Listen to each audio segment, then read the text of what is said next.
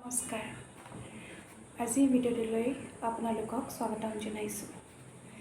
আজি মই আপোনালোকক এটা মোৰ অভিজ্ঞতাৰ বিষয়ে ক'ম। আজি আমাৰ OPD এটা ICUৰ পৰা ছুটি হৈ যোৱা এটা শিশু আহিছিলে মাকৰ লগত। শিশুটোৰ জন্মৰ ওজন আছিলে 1 কেজি 900 গ্ৰাম। শিশুটোৰ ছুটি যেতিয়া হৈছিলে ICUৰ পৰা তেতিয়া তাৰ ওজন আছিলে 1 কেজি 800 গ্ৰাম। আৰু যেতিয়া আজি চেকআপত যেতিয়া আহিছে তাৰ ওজন আছিলে 1 কেজি 700 গ্ৰাম। ছুটি হৈ যোৱাৰ পিছত শিশুটোৱে ভালকৈ খাবলৈ পাৰিছিলে বা ওজন বহুত বেছি কমা নাছিলে, অলপ ষ্টেবল আছিলে। কিয়নো সেই জন্মৰ ওজন 1 কেজি 900 গ্ৰামৰ পৰা সি অলপ কমিছিলে, কিন্তু আকৌ বাঢ়িছিলে, তাৰপিছত আকৌ অলপ কমিলে। সেইটো বাৰু স্বাভাৱিকেই হয় অলপ কমা বঢ়াটো, কিন্তু শিশুটোৱে ভালকৈ খাব পৰা হৈছিলে। তাৰ যিখিনি অসুবিধাৰ সন্মুখীন হৈছিলে সেইখিনি অলপ ষ্টেবল হৈছিলে, সি ভাল হৈছিলে, সুস্থ হ'বলৈ হৈছিলে। তো সেইবাবে তাক ছুটি দিয়া হৈছিলে। আৰু ছুটিটোতে মাকক ভালকৈ বুজাই পঠোৱা হৈছিলে যে তাক গাখীৰ ভালদৰে খুৱাব লাগিব, বুকুৰ খোৱাৰ উপৰিও চামুচে খুৱাব লাগিব। তাক 10 ml কৈ ডেইলি খুৱাবলৈ কোৱা হৈছিলে। আৰু 10 ml লগত ডেইলি 2 ml 3 ml তেনেকৈ বঢ়াবলৈও খুৱাবলৈ কোৱা হৈছিলে। কিন্তু যেতিয়া শিশুটো চেকআপত আহিছে তাৰ ওজনটো 1 কেজি 700 গ্ৰাম। এতিয়া এইটো হোৱাৰ কাৰণটো কি হ'ল, মাকক সোধা হ'ল যে সি গাখীৰ ভালকৈ খাইছিলেনে? মাকে কৈছে ভালকৈ খাইছিলে। এতিয়া তাক চামুচে দিয়া হৈছেনে? তাক চামুচেই দিছে। কিমানকৈ দিছে? 10 ml কৈ দিছে। তাৰপিছত ডেইলি আপুনি 2 ml বা 3 ml এনেকৈ বঢ়াই গৈছিলেনে? কৈছে মই নাই বঢ়োৱা নাছিলোঁ, অকল 10 ml কৈ খুৱাই থাকিলোঁ। এতিয়া ভুলটো হ'ল সেইখিনিতে। যেতিয়া তাক এইখিনি মাকক ভালকৈ বুজোৱা হৈছিলে যে এনেকৈ ডেইলি বঢ়াব লাগিব, সেইটো অকল বুজোৱাৰ লগত আৰু এটা কথা এড কৰিব লাগিছিলে, ক'ব লাগিছিলে যে তেতিয়া শিশুৰ যিখিনি শৰীৰৰ যিখিনি প্ৰয়োজনীয়তা থাকে সেইখিনি ডেইলি দৈনন্দিন সলনি হৈ থাকে। আজি যদি সি ইমান খাইছে কালিলৈ হয়তো বেছিও খাব পাৰে, আৰু যদি কমো খাব পাৰে। আৰু যদি কম খাইছে তেতিয়াহ'লে কিয় কম খাইছে সেইটোৰ কাৰণটো জানিব লাগিব। আৰু যদি বেছি খাইছে তেতিয়াহ'লে তাক দিব লাগিব, কাৰণ বেছি খোৱাটোৱেই ভাল লক্ষণ। এতিয়া সেই তেনেকুৱা ধৰণৰ বেবীবোৰ কি হৈছে, খোৱাটোৰ বা ওজনটো সদায় হস্পিটেলত ভৰ্তি হৈ থকা সময়ত মনিটৰ কৰি থকা হয়। ৰাতিপুৱা গধূলি ওজন চাই গাখীৰ খাইছে বা কিমানখিনি ল'ব পাৰিছে, বা ওজন গাখীৰটো বঢ়াই দিয়া হয় যদি ভালকৈ খাব পাৰিছে। আৰু যদি কমি গৈছে তেতিয়াহ'লে কিয় কমি গৈছে সেইটোখিনি চোৱা হয়, কাৰণবোৰ ওলোৱা হয়। আৰু সেইদৰে বেবীবোৰ সুস্থ হৈ উঠে। কিন্তু যেতিয়া বেবীটো ঘৰলৈ গুচি যায়, ঘৰলৈ যোৱাৰ লগে লগে কি হয়, ওজন তাৰ চোৱা নহয়, বা মাকে ভালকৈ খাব পাৰিছেনে বা শিশুটোৱে ভালকৈ ল'ব পাৰিছেনে সেইখিনি মন কৰা নহয়। আৰু তেনেকুৱাৰ ফলত কি হয়, শিশুটোৰ ওজন কমি যায়, তাৰ চুগাৰ কমি যায়, বেলেগ ধৰণৰ সমস্যা আহি পৰে।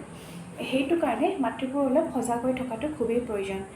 আৰু এতিয়া অকল ICUত ভৰ্তি থকা বেবীবোৰেই নহয়, অন্য বেবীবোৰ যাৰ ওজন কম আছিলে, জন্মৰ পাছত 1 কেজি 800 গ্ৰাম, 1 কেজি 900 গ্ৰাম, তেনেকুৱা ধৰণৰ শিশুবোৰ যেতিয়া মাকৰ লগত দি দিয়া হয়, বুকুত খোৱাৰ উপৰিও কি কৰিব লাগে, সিহঁতক চামুচে গাখীৰ খোৱাটো খুবেই প্ৰয়োজন। কিয়নো তেনেকুৱা ধৰণৰ কম ওজনৰ বেবীবোৰ বা সময় আগত হোৱা বেবীবোৰ, যিবোৰ প্ৰিটাৰ্ম বুলি কোৱা হয়, তেনেকুৱা বেবীবোৰৰ কি হয়, বুকুৰ খোৱাৰ উপৰিও চামুচে দিব লাগে। কিয়নো সেই বেবীবোৰে কি হয়, গাখীৰ খাওঁতে খুব সোনকালে ভাগৰি যায় আৰু চুগাৰটো কমি যোৱাৰ সম্ভাৱনা থাকে। সেইটো কাৰণে সিহঁতক বুকুৰ গাখীৰে খীৰাই মেলি চামুচেও দিব বুলি কোৱা হয়। আৰু ডেইলি অলপ অলপকৈ বঢ়াই যাব লাগিব, সদায় সি একেটা পৰিমাণে খাই নাথাকিব। কাৰণ শিশুটোৰ কি হয়, ডেইলি সি বাঢ়ি যাব, তাৰ শৰীৰৰ যিখিনি প্ৰয়োজনীয়তা, যিখিনি বডিৰ ৰিকুৱাৰমেণ্টছ থাকে সেইখিনি কি হয়, সদায় তাৰ সলনি হৈ থাকে। আজি যদি সি 10 ml খাইছে, কাইলৈ সি 13 ml বা 15 ml খাব পাৰে, বেছিও খাব পাৰে। কিয়নো সি ডেইলি বাঢ়ি যাব, তাৰ সি সুস্থ হৈ গৈ আছে, হয়নে? আৰু সি বাঢ়ি আছে, গ্ৰ'থ আৰু ডেভেলপমেণ্ট হৈছে তাৰ শৰীৰৰ।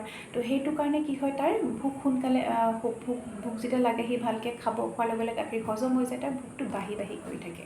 তো সেইদৰে তাৰ কি হয়, শৰীৰৰ যোনটো প্ৰয়োজনীয়তাখিনি সেইখিনি বাঢ়ি যায়। এতিয়া সিটো গাখীৰ বাদেতো অন্য একো নাখায়, তো সেইটো কাৰণে গাখীৰটো অলপ ভালকৈ আৰু বঢ়াই দিব লাগে। এতিয়া তেতিয়া তেনেকুৱা যদি কৰা নহয়, তেতিয়া কি হয়, শিশুটোৰ ভোকটো পেটটো ভালকৈ নভৰে, আৰু নভৰাৰ কাৰণে কি হয়, তাৰ চুগাৰ লেভেলটো কমি যাব পাৰে, তাৰ ওজনো কমি যাব পাৰে। এতিয়া এইটো অকল নৰ্মেল বা কম ওজনৰ বেবীয়ে নহয়, কেতিয়াবা যিবোৰ বেবীৰ ওজন বহুত বেছি, 3.5 কেজি বা 3 কেজি 800 গ্ৰাম, 4 কেজি বা 4.5 কেজি, তাতকৈও বেছি কিছুমান ওজনৰ বেবী থাকে, তেনেকুৱা ধৰণৰ শিশুৰ লগতো হ'ব পাৰে। তেনেকুৱা ধৰণৰ শিশুবিলাকৰ মাকৰ প্ৰায় চুগাৰ থাকে, থাইৰয়ড থাকে, তেনেকুৱা ধৰণৰ সমস্যা থাকে, যাৰ ফলত শিশুটোৰ ওজন বেছি বাঢ়ি যায়। এতিয়া সেই বেবীবিলাকক কি হয়, মাকৰ গাখীৰ বুকুৰ খোৱাৰ উপৰিও চামুচে দিবলৈ কোৱা হয়।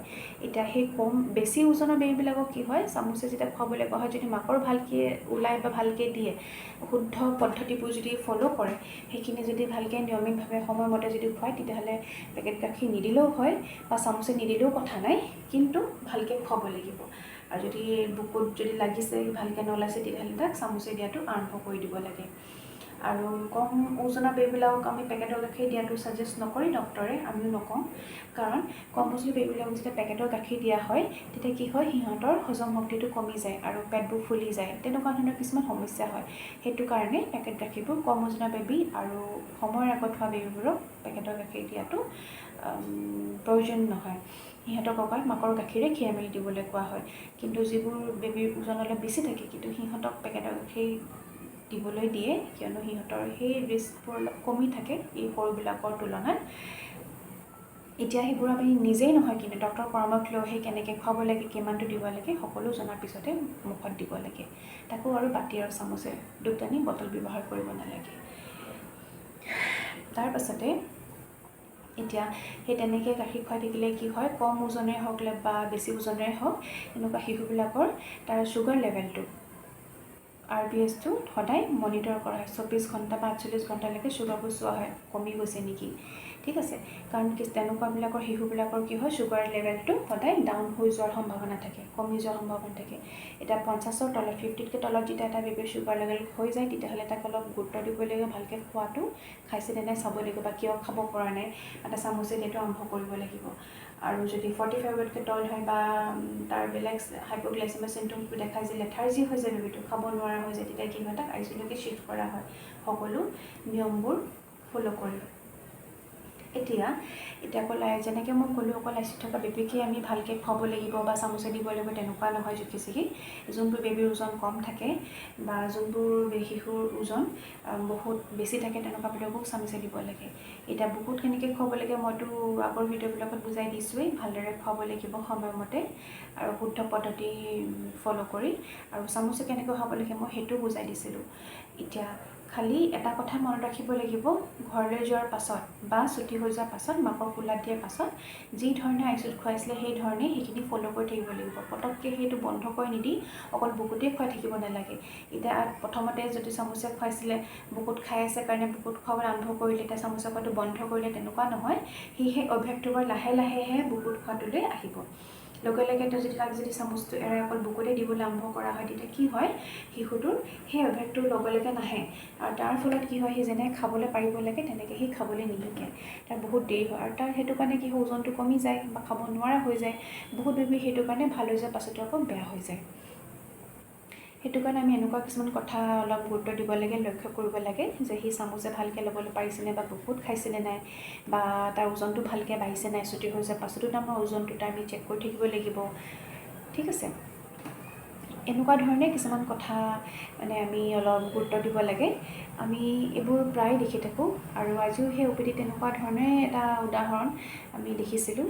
ঘৰলৈ যোৱাৰ পিছত সিহঁতে গাখীৰটো ভালকৈ নোখোৱাৰ কাৰণে কি হৈছিলে, তাৰ ওজনটো কমি গৈছিলে। এতিয়া আমি আকৌ 1-2 সপ্তাহ পাছত আকৌ তাক মাতিছোঁ, গাখীৰটো তেনেকৈ জুখি খুৱাবলৈ দি মেলি, আৰু ডেইলি 2 ml বা 3 ml তেনেকৈ বঢ়াবলৈ কোৱা হৈছে, আৰু বুজাইও দিয়া হৈছে যে তেনেকৈ খোৱাটো কিয় প্ৰয়োজন হৈছে। আজিলৈ ইমানেই। মই আশা কৰোঁ আপোনালোকে মোৰ কথাবোৰ বুজি পাইছে নিশ্চয়। যিখিনি মই বুজাবলৈ বিচাৰিছিলোঁ, সেইখিনি বুজাবলৈ সক্ষম হৈছোঁ বুলি মই ভাবিছোঁ। এতিয়া যিখিনি আপোনালোকে বুজিলে, সেইখিনি অকল আপোনাৰ লগতেই সীমাবদ্ধ নকৰি, আৰু যাৰ আন মাতৃ, যাৰ লগত শিশু আছে, যাৰ লগত এনেকুৱা কম ওজনৰ বা বেছি ওজনৰ বা চামুচে খোৱাৰ প্ৰয়োজন আছে, সিহঁতক আপোনালোকে সেইখিনি কথা ক'ব, যে কিয় খুৱাব লাগে বা নোখোৱালে কি হ'ব পাৰে, খোৱালে কি হ'ব পাৰে। আজিলৈ আহোঁ, ধন্যবাদ।